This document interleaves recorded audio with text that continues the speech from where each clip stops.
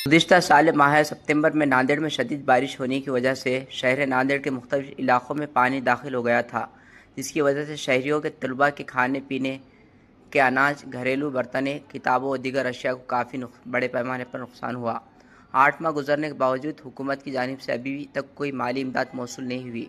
फौरी तौर पर सैलाब मुतासरीन के खातों में पैसे जमा करवाया जाए।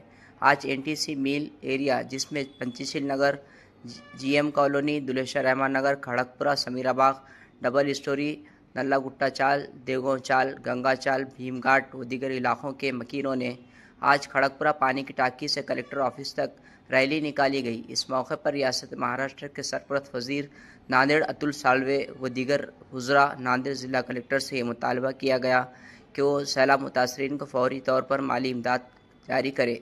इस मौके पर दीपक सातोरे, शेख ताजुद्दीन, मनोहर जोदड़े, लक्ष्मण संसाने, दिगंबर डगे, ND कामड़े, केशव सैतारे व बड़ी तादाद में अवाम ने शिरकत दर्ज की। सर, हा मोर्चा NTC मलेरियातील गोरगरीब पूरग्रस्तांचा हा मोर्चा आहे। या मोर्चामध्ये सर्व जाती धर्मांचे लोक एकवटून या ठिकाणी आकांताने या ठिकाणी आलेले आहेत।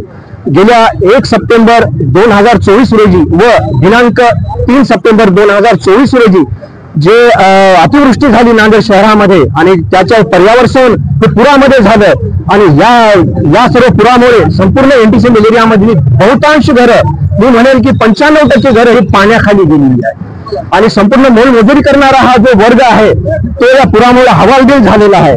बऱ्याच जणांच्या अंगावर आजही कर्ज झालेली आहेत, पैसे अंगावर झालेली आहेत, त्यामध्ये धान्य गेलेलं आहे वाहून आणि कपडे सुद्धा यांची नासधूस झालेली आहे। गृहोपयोगी सामानांचं सुद्धा नुकसान झालेलं आहे, विद्यार्थ्यांच्या वह्या पुस्तके यांचं पण नुकसान झालेलं आहे।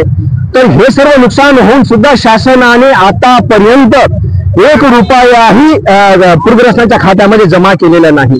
असं ऐकण्यात येते की शहरामधील काही संघटना या पूरग्रस्तांच्या यादीबद्दल आक्षेप घेताना दिसून येतात आणि बारमाही उपोषण करताना दिसून येतात। लोकशाही आहे त्याने उपोषण केले पाहिजे असं आमचं ठाम म्हणणं आहे, परंतु गव्हासोबत तिडे ही जी म्हण आहे ती यामध्ये येऊ नये असं आमचं मत आहे। कारण NTC मलेरियाचे सर्व पूरग्रस्त हे ओरिजिनल आहे, कारण हे संपूर्ण जिल्ह्याला माहित आहे की NTC मलेरिया पलीकडे आड आणि अलीकडे विहीर, म्हणजे पलीकडे गोदावरी नदी आहे आणि अलीकडे नाला आहे।